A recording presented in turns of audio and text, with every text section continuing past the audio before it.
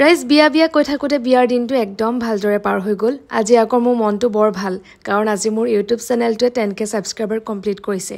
মইতো অকল ভিডিঅ'হে বনাইছো, বাকী আপোনালোকৰ কাৰণে সকলোখিনি সম্ভৱ হৈছে। দিনত যিহে গৰম পৰিছে, একদম বাহিৰত ওলাবলৈ মন নাযায় মোৰ। গধূলি সময়ত এপাক ৰাস্তাৰ ফালে ওলাই আহিছিলো।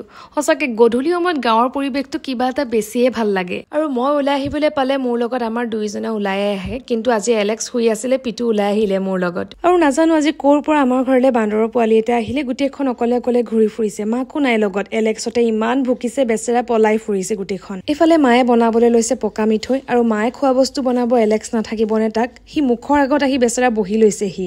আৰু আমাৰ ঘৰত কিবা এটা খোৱা বস্তু বনালে তাক ফাৰ্ষ্ট দিবই লাগিব, সি কেতিয়াও নামানে, মুখৰ আগত আহি নহলে বহি থাকে সি। পাপাই ৰাতি আহোঁতে খাচী মাংস লৈ আহিছিলে। আগতে এইবিলাকতো মই কেতিয়াও বনাব লগাত নপৰে, কিন্তু বাক বিয়াৰ দিয়াৰ পাছৰ পৰা প্ৰায় ময়ে বনাবলগীয়া হৈছে। আৰু পাপা আহি নোপোৱাৰ আগতে মই চব যোগাৰে কৰি থৈছিলো। পাপা আহি পোৱাৰ লগে লগে মই বনাবলৈ লৈছো। নাজানো খাচী মাংস মই বহুত কমহে বনাইছো, খাবলৈ কেনেকুৱা হ'ব একদম লাষ্টতহে গম পাম। আৰু ভাতৰ লগত খাবলৈ মই আজি দালি বনাইছিলো, ঢেকীয়াৰ লগত টেঙা দিয়া দালি। পাপাই মানে খুব ভাল পায় খাই। মই মাংস বনালে মোৰ মাংসত দিবলৈ মান ধনিয়া পাত লাগিবই, দেখিছেনে ৰাতিখন মান ধনিয়া পাত বিচাৰি গৈছো মই। ফাইনেলি মোৰ ভাতৰ থালি ৰেডি হৈ গ'ল ৰাইজ। খাবলৈ পিছে টেষ্টিয়ে আছিলে দেই। আৰু আজিলৈ ইমানেই আছিলে। ভিডিঅ'টো শেষৰলৈকে চোৱাৰ বাবে থেংক ইউ।